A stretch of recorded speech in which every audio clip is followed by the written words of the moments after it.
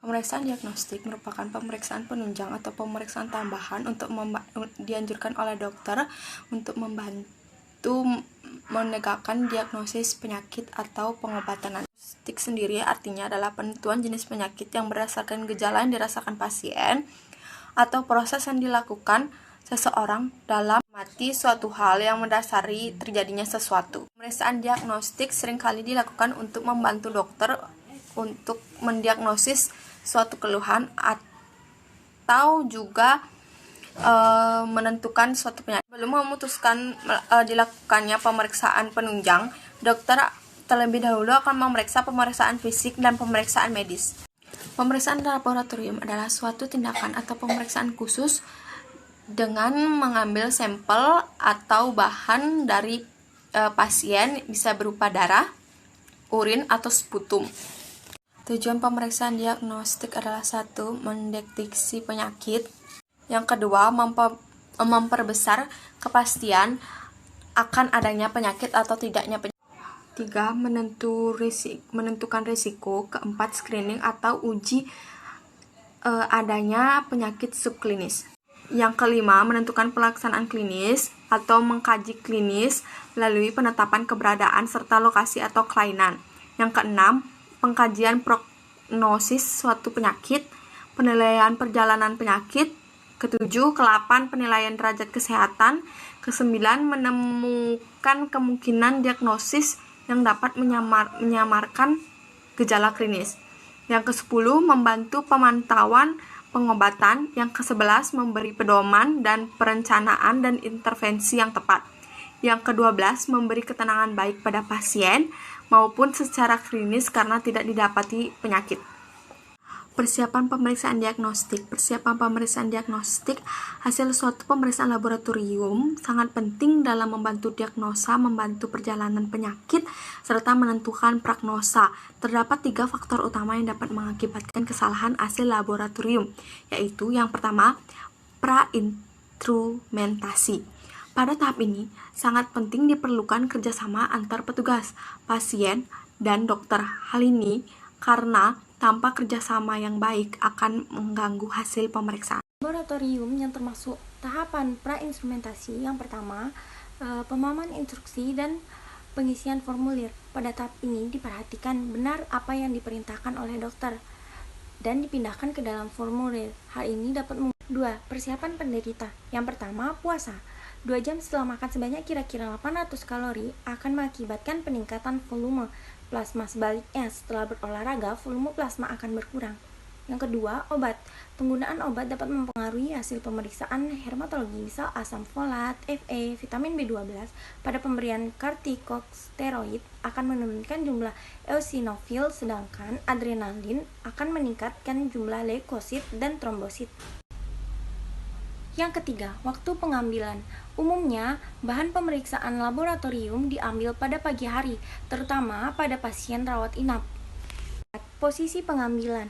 Posisi terbating kemudian berdiri mengurangi volume plasma 10%, demikian sebaliknya.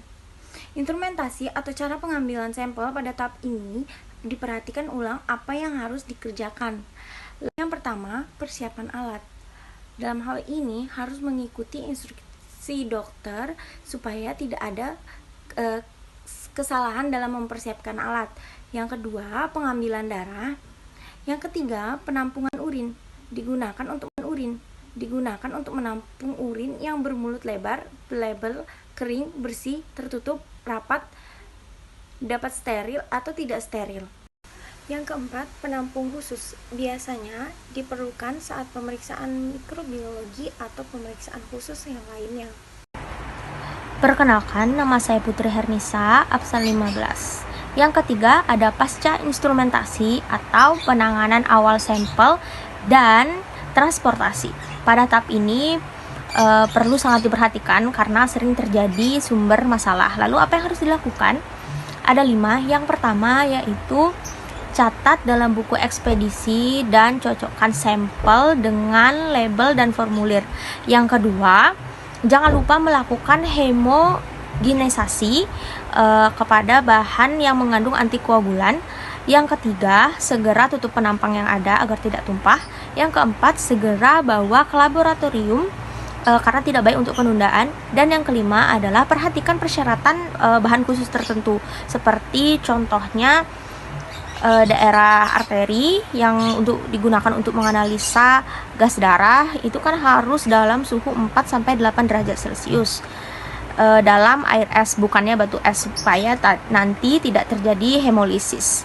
Lalu yang selanjutnya ada pemeriksaan dan pengambilan spesimen. Yang pertama ada pengambilan spesimen darah. Nah, teknik ini dilakukan sesuai dengan kebutuhan pasien. Apakah yang dibutuhkan itu darah kapiler, arteri, atau vena, dan beberapa jumlah yang diperlukan. Kontraindikasi pengambilan spesimen darah ini adalah infus intravena dan kondisi setelah radikal mastektomi.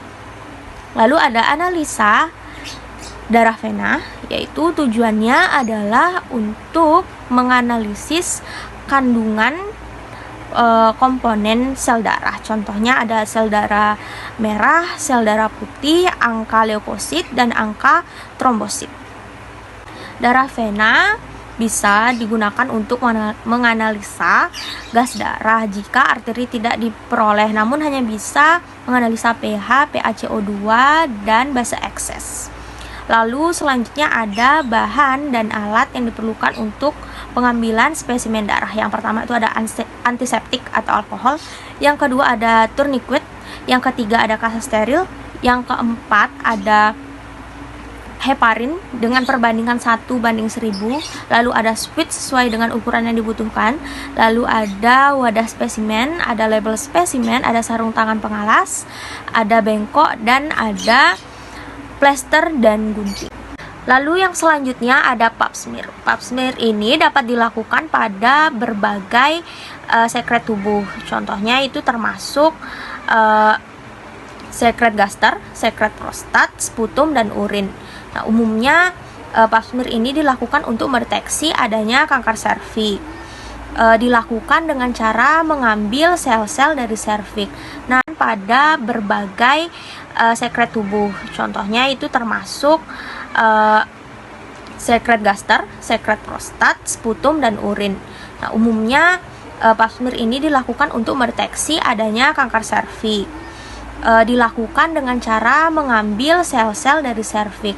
Nah, sesudah sel-sel ini diambil lalu diklasifikasikan sesuai grade dan diurutkan mulai dari sel yang normal hingga ke sel kanker. Ada beberapa klasifikasi, yaitu yang pertama ada sistem lama menurut grade pertama itu masih normal. Terus grade yang kedua yaitu atypical, itu tidak khas, tidak beraturan, lalu tidak normal, namun tidak terlihat maligensi, tanda-tanda maligensi. Lalu yang selanjutnya ada grade ketiga, yaitu mengarah ke keganasan tapi belum terlihat jelas, dan ada grade keempat yaitu lebih mengarah ke keganasan, dan yang terakhir ada grade yang kelima yaitu jelas keganasan. Yang kedua, sistem terbaru terdiri dari yang pertama normal, yang kedua inflamatori, yang ketiga mild cervical intraepitelia neoplasia, yang keempat ada severe cervical intraepitelia neoplasia, dan yang terakhir ada cancer. Pap smear dianjurkan pada wanita usia rentan 20 sampai dengan 40 tahun. Jika dalam 1 tahun terdapat 3 tanda, maka pap smear dianjurkan rutin dilakukan pada wanita usia lebih dari 40 tahun dan beresiko tinggi, dan apabila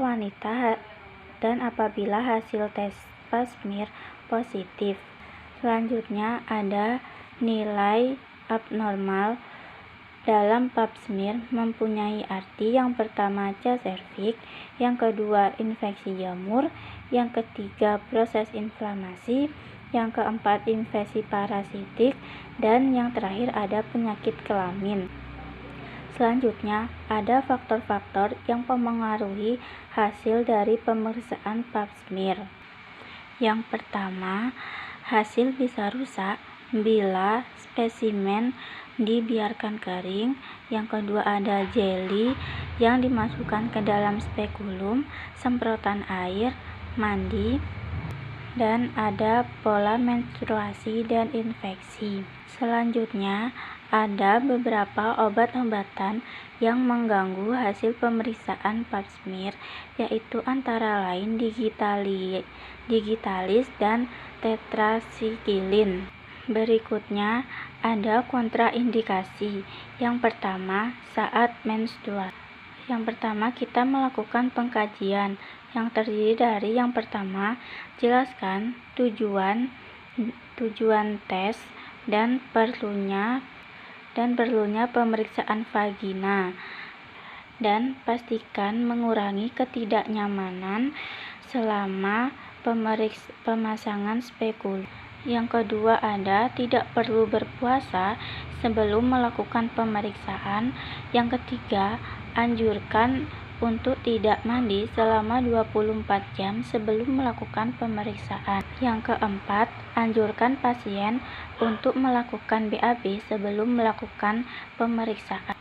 Selanjutnya, liputi yang pertama, bantu pasien untuk melakukan posisi litotomi dengan kaki sebagai pijakan.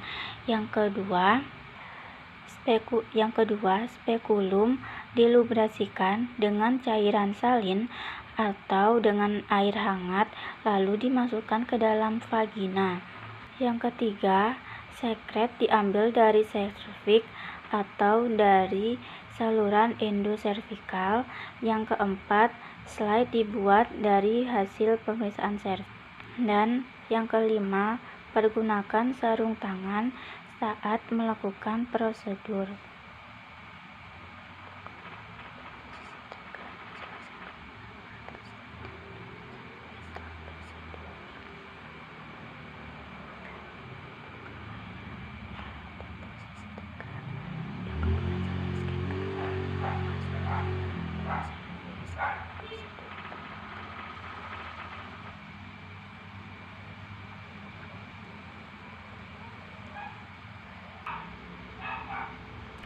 Selanjutnya, ada pengkajian akhir. Yang pertama, bantu klien dalam posisi tegak. Yang kedua, berikan atau memberitahu pasien bahwa kemungkinan ada sedikit keluar darah setelah dilakukannya prosedur. Yang ketiga, laporkan hasil temuan kepada dokter yang bertanggung jawab pada pasien. Selanjutnya, ada kultur dan sensitivitas kultur. Kultur sputum biasanya digunakan untuk membedakan diagnosa bakteri, fungal atau jamur, dan non-bakteri pada traktus respiratorius bawah. Ada atau tidaknya floral normal respiratori. Klinikian mengevaluasi tipe-tipe dan jumlah tiap-tiap mikroba. Selanjutnya, ada makna nilai abnormal yang terdiri dari infeksi viral. Yang kedua, infeksi parasitik. Yang ketiga, infeksi bakteri atau pneumonia TB. Dan yang terakhir ada infeksi fungus. Perkenalkan, nama saya Reni Octavia Lurukluan, absen 17. Jadi di sini saya akan menjelaskan faktor-faktor yang mempengaruhi hasil pemeriksaan abnormal. Yang pertama, spesimen yang terkontaminasi. Yang kedua, pengumpulan saliva yang lebih banyak dari sputum. Yang ketiga, keterlambatan spesimen dibawa ke lab. Yang keempat, sedang menjalani terapi antimikrobial. Selanjutnya saya akan menjelaskan tahapan. Tahapan dibagi menjadi 3, yaitu tahapan pengkajian awal, tahapan prosedur, tahapan pengkajian akhir. Pertama, pengkajian awal, yaitu yang pertama sputum dikumpulkan sebelum dimulainya terapi antimikrobial. Yang kedua, jelaskan prosedur pada klien. Contohnya yang pertama, yang A, spesimen paling pagi adalah lebih baik karena lebih kental. Yang B, klien sebaiknya menyikat gigi dan berkumur sebelum diambil sputum. Yang C, sputum harus berasal dari cabang bronkial. Yang D, ajarkan klien cara mengeluarkan sputum dengan tarik napas dalam 3 kali kemudian batu efektif. Yang E, sampel yang diambil diletakkan dalam wadah steril. Yang F, anjurkan klien memberi tanda jika spesimen telah siap. Yang ketiga, jika diduga terdapat TB, diperlukan banyak spesimen. Selanjutnya, tahap prosedur. Yang pertama, gunakan sarung tangan selama prosedur dan saat membawa spesimen. Yang kedua, klien dianjurkan mengambil napas dalam dan kemudian batu dalam atau efektif untuk mendapatkan spesimen. Minimal 1 sendok sputum diperlukan. Ketiga, cara lain untuk mengambil sputum melalui suction endotracheal dan contohnya sebagai lainnya. Yang keempat, selanjutnya sputum sebagai sampel dikirim ke lab. Lab menentukan kecocokan spesimen dengan kultur dengan memberikan zat pewarna gram atau gram stain dan mengevaluasinya secara mikroskopik pada sputum yang terkontaminasi dengan sekret dari saluran nafas atas atau ditemukan banyak sel-sel epitel. Yang kelima, informasi awal tentang keberadaan mikroorganik primer dicatat selama melakukan pemeriksaan mikroskopik. Yang keenam, sampel sputum kemudian diinokulasi atau disuntik pada media kultur yang tepat kemudian diinkubasi. Yang ketujuh, laporan akhir dan kelemahan dari pemeriksaan terhadap agen-agen bakterial memerlukan 48-72 jam, sedangkan kultur fungi memerlukan waktu selama 4 minggu dan kultur mikrobakterial atau untuk TB agent memakan waktu selama 6 minggu untuk laporan final atau akhir. Yang terakhir, tahapan pengkajian akhir, yaitu berikan label pada wadah spesimen dan kirim ke lab secepat mungkin. Tandai mikroorganisme yang diduga dan beberapa terapi antimikrobial yang sedang dijalani pada label. Jangan memasukkan spesimen ke dalam kulkas atau pendingin. Yang kedua, memulai terapi antimikrobial sesuai anjuran setelah pengambilan spesimen.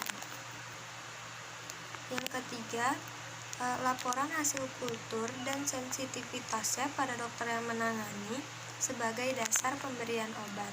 Dan sensitivitas urin. Urin secara normalnya merupakan cairan tubuh yang steril. Walaupun beberapa bakteri terdapat dalam uretra. Tetapi, jika tidak ada infeksi, semestinya tidak ada bakteri di dalam urin. Klien yang menderita urinary tract infection kultur dan sensitivitas urin perlu diperiksa.